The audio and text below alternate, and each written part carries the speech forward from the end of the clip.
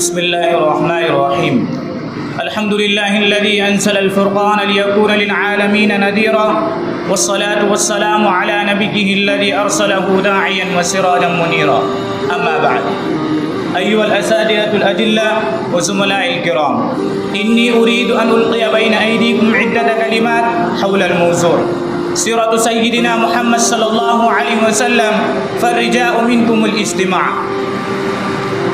أيها الإخوة، لما تم رسول الله صلى الله عليه وسلم 40 سنة من عمره الشريف جاءه الملك جبريل وهو بجبل حراء وأقرأ 5 آيات من سورة العلق. اقرأ باسم ربك الذي خلق خلق الإنسان من علق. اقرأ باسم ربك الذي خلق خلق الإنسان من علق. اقرأ وربك الأكرم الذي علم بالقلم علم الإنسان ما لم يعلم. وكان ذلك أول يوم من أيام نبوته صلى الله عليه وسلم، وكان ذلك أول يوم من أيام الوحي الرباني، وكان ذلك اليوم صبحا صادقا وسعادة قائمة للإنسانية التي كانت واقفة على شفا جرف هار أو حفرة من النار. فكانت أول من آمنت بنبوته ورسالته زوجها خديجة، ثم أسلم علي بن أبي طالب، وأسلم أبو بكر بن أبي قحافة، وأسلم بدعوته عدد من أشراف قريش لهم مكانة وشرف، حتى بلغ عدد الداخلين في الإسلام نحوا من 30 من الرجال والنساء ومن الأحرار والعبيد، ومدى على ذلك 3 سنوات. ثم أمره الله بإظهار دينه وتبليغ ورسالته، فاصدع بما تؤمر وأعرض عن المشركين. وكانت القضية قبل التي ركز عليها دعوته هي قضية لا إله إلا الله، وهو التوحيد المطلق الخالص وإفراده وحده بالعبادة. وبهذه الدعوة قلب رسول الله صلى الله عليه وسلم حياة البشر رأسا على عقب. هنا قامت قريش بتكذيب الرسول وترويج الاتهامات، وواجهت الدعوة بالسخرية والاستهزاء، ثم حاولت أسلوب الترغيب والمساومة، ولكن الرسول الكريم صلى الله عليه وسلم بقي صامدا رغم جميع هذه المحاولات السلبية. يا أصدقائي، ولما أوذي رسول الله صلى الله عليه وسلم وفتن أصحابه بالبلاء والمحن وذاقت أرض مكة عليهم، أمر رسول الله صلى الله عليه وسلم أصحابه بالهجرة إلى الحبشة.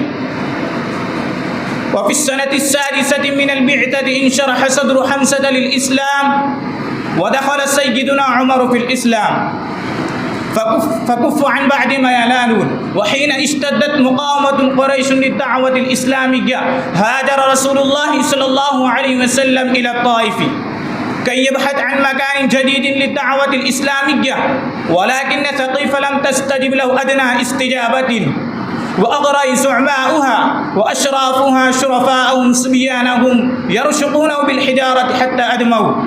وتدلت رحمة الله وبركاته عليه فيطلب إلى السماوات العلى لكي يسرع عن نفس النبي صلى الله عليه وسلم.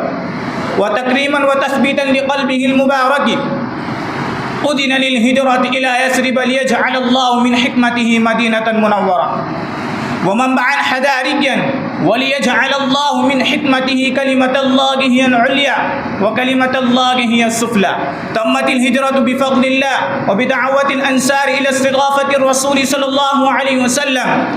وقد مدح الله الأنصار مستضيفين بقوله: والذين تبوأوا الدار والإيمان من قبلهم يحبون من هاجر إليهم ولا يجدون في صدورهم حاجة مما أوتوا ويؤثرون على أنفسهم ولو كان بهم خصاصة.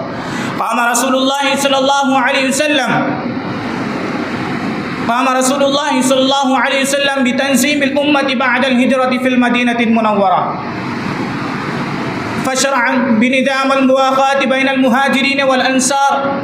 هكذا نجح رسول الله صلى الله عليه وسلم في إيجاد في إيجاد مجتمع جديد لا يعرف المواقات إلا لله، ولا يعرف الولاء إلا لله ولرسوله وللمؤمنين. ثم كان هذا المجتمع الجديد المجتمع مفتوحا لمن أراد أن يلتحق بأهل الإيمان. أكتفي بهذه الكلمات وآخر دعوانا أن الحمد لله رب العالمين.